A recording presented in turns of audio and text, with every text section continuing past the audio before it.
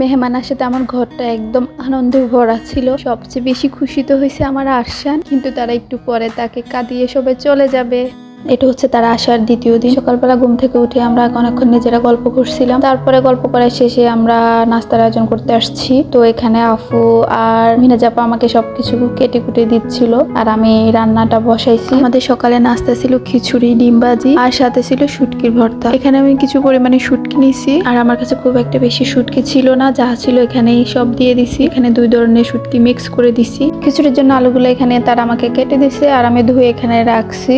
হালকা একটু তেল দিয়ে আমি শুটকিগুলোকে খুব ভালোভাবে ভেজে নিব। আমি কিন্তু সাথে একটু পানি দিছি যাতে ভালো করে সিদ্ধ হয়ে যায়। মিনাজাপা এখানে মাছ কাটতেছে, ছোট ছোট ইলিশ মাছ ছিল, এগুলো আজকে ভাজি করব। তো উনি আমাকে এগুলো কেটে দিচ্ছে, আর আপুর সাথে বসে পেঁয়াজ কেটে দিচ্ছে। মাছ কাটে শেষে মিনাজাপা আবার আমার হাঁড়ি পাতিলগুলো ধুয়ে দিচ্ছিল। আমি যতই ওদেরকে বারণ করি ওরা তো কিছুতেই শুনবে না। তো সবকিছু ধুয়ে টুয়ে উনি এখন ভর্তা বাটতেছে। আমি মনে মনে ভাবছি ভর্তাটা হয়তো এত একটা ভালো হবে না, কারণ যে শুটকিগুলো দিয়ে ভর্তা বাটছি ওগুলো কিন্তু ভর্তার শুটকি ছিল না। ভর্তাটা খেয়ে এত ভালো লাগছে আমি কল্পনা করতে পারি না এত মজার ভর্তা হবে। আমার খিচুড়ি রান্না হয়ে গেছে, ডিম ভাজি হয়ে গেছে। তো আপু সবার প্রথমে আরশানকে খাইয়ে দিচ্ছিল, ও ঘুম থেকে উঠছে, ওর খিদে লাগছে। আর আমরা এখন অপেক্ষা করতেছি ভর্তার জন্য। ভর্তা আসলে আমরা খাবো। আমি খাবো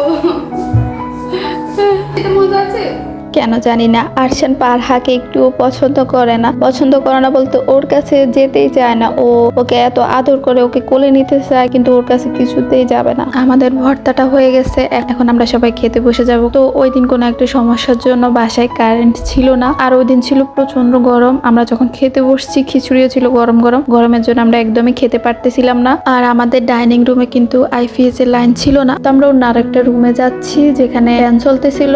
আমরা আমার শাশুড়ির রুমে যাচ্ছিলাম, সেখানে টেবিল আছে, তো আমাদের খেতে সুবিধা হবে। তো আমরা তার রুমের থেকে সবাই মিলে সবকিছু নিয়ে যাচ্ছিলাম। তো সবাই মিলে আমরা একসাথে বসে খাচ্ছি। কেউ খাটের উপর ছিল, কেউ চেয়ারে বসছিল, আর আমি নিচে বসছিলাম। তো এভাবে আমরা সবাই মিলে খাচ্ছিলাম। আর খাওয়াটা কিন্তু সেই হয়েছিল, খিচুড়িটাও মজা হয়েছে, আর ভর্তাটা তো সেই ছিল। তো নাস্তা খাওয়া শেষে আমি চা বানাচ্ছিলাম, আর আফু আমার পুরো ঘরটা ঝাড় দিয়ে দিচ্ছিল। আমার চা করা শেষ, আমি এখন সবাইকে চা খাওয়ার জন্য ডাকতেছি, কিন্তু এক একজন এক এক দিকে কেউ আসতেছিল না। আমরা সবাই চা খেতে খেতে গল্প করতেছিলাম, আর কখন যে সময় পার হয়ে গেছে আমি বুঝতেই পারি নাই। তো হঠাৎ করে খেয়াল করলাম 1:30 বেজে গেছে, আমি এখনো ভাত রান্না করি নাই। তো তাড়াতাড়ি করে আমি ভাত রান্না বসাই দিছি।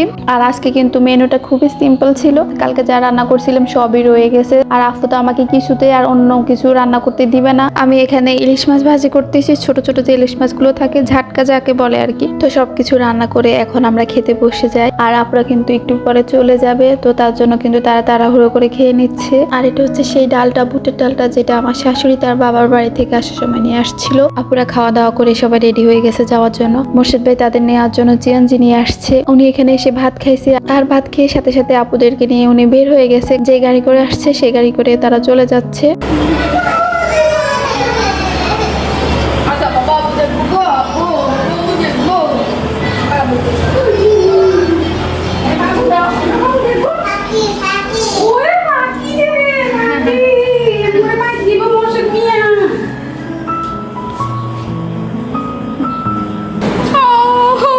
সবাই চলে যাচ্ছে।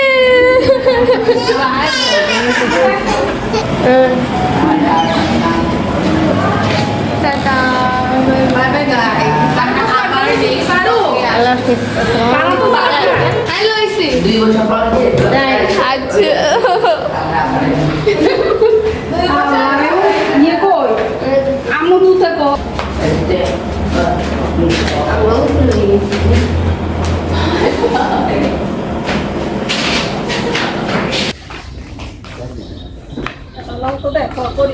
আরে ব্যাগে করা লাগতো না। আল্লাহ কি বেটারা হেডে কামড় দিছে এই নিশুকো এতো